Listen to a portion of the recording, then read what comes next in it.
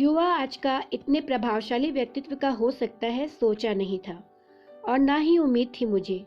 सच कहूँ तो जब से सोशल मीडिया में साहित्यिक प्लेटफॉर्म से जुड़ी हूँ, निसंदेह बहुत कुछ सीखा है और बहुत नाम शोहरत इज्जत भी कमाई है।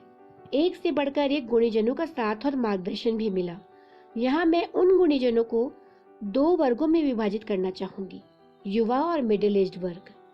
जी हाँ, इन दो वर्गों में इसलिए विभाजित कर रही हूँ ताकि मैं आपको अलग अलग बता सकूं दोनों वर्गों का अपना जो मेरा अनुभव रहा है।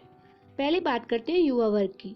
युवा वर्ग तो यूं ही बदनाम है कि वे लोग सोशल प्लेटफॉर्म पर आते ही फ्लर्टिंग, डेटिंग, रोमांस करने के लिए, और उतनी ही जल्दी ब्रेकअप भी हो जाता है, चाहे वो कम से नाबालिग हो, युवती हो या फिर 50 पार की नारी।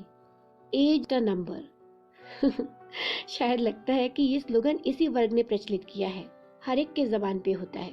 हाँ, इनका ऐसा कहना उन महिलाओं में लेकिन आत्मविश्वास भी भर देता है जो उम्र की सेकेंड इनिंग में सफर कर रही होती हैं, कि वे अब भी उतनी ही खूबसूरत हैं जितनी 25-30 वर्ष पहले हुआ करती थी।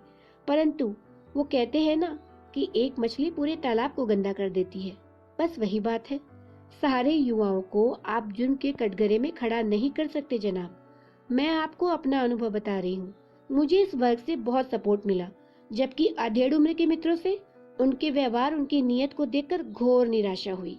जी हाँ, मेरे जितने भी कम उम्र मित्र बने हैं वे निहायत शरीफ और जेंटलमैन हैं, बिल्कुल सज्जन, कभी किसी प्रकार की मर्यादा को लांघने का प्रयास नहीं किया, जैसा कि आजकल सोशल मीडिया के दौर में देखा जाता है। नवीन टेक्नोलॉजी के विषय में इतनी जानकारी मुझे नहीं है, तो इन यंग मित्रों ने मुझे बहुत कुछ सिखाया।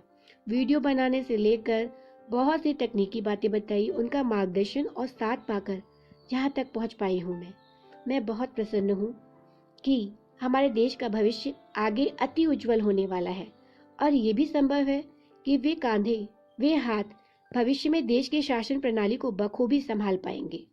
आज के बच्चे जितने फॉरवर्ड और बेबाक है ना, उतने ही विवेकी, कर्मशील, परिश्रमी, प्रैक्टिकल बट इमोशनल टू। गौर कीजिए, वो बहुत इमोशनल, संवेदनशील भी होते हैं।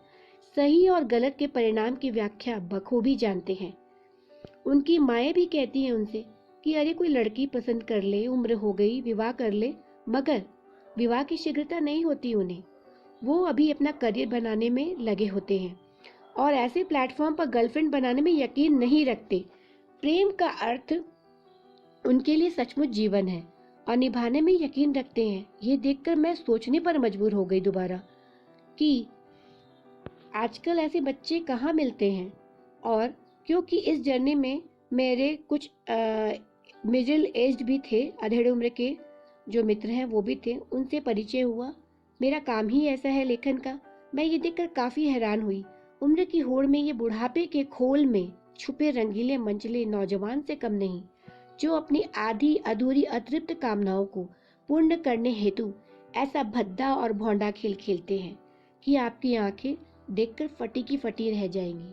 जी हाँ, तो आप यही कहेंगे, विच कुंभम पयोमुखम। लेकिन जैसा कि मैंने कहा कि दोनों वर्ग में दोनों तरह के लोग होते हैं। ये नहीं है कि युवा वर्ग बिल्कुल साफ सुथरा है और क्लीन माइंड है और अधेड़ उम्र में ज़्यादा होते हैं। लेकिन यदि आप रिसर्च करेंगे तो ये बात मैं नहीं, अधिकतर महिलाएं यही बात कहेंगी। तो मैं जो कह रही हूँ वो सर्वे के आधार पे भी कह रही हूँ और अपने अनुभव के आधार पे भी कह रही हूँ। लेकिन आजकल के बच्चों की मैं अवश्य प्रशंसा करूँगी कि मतलब वो बातों को इतना समझते हैं और इतने संस्कारी हैं। तो मैं चाहती हूँ कि ये संस्कार हमेशा वो फॉलो करें, आगे उसे लेके चले, ताकि वो नई अगली पीढ़ी को अपने ये अच्छे संस्कार दे सकें। मेरी ये आज पोस्ट जो है वो उन्हीं बच्चों के लिए है। मैं बहुत दिनों से ये फील कर रही थी तो कि मुझे उनके बारे में कुछ कहना है, इसलिए आज मैंने ये बात आप लोगों से शेयर की। नमस्कार।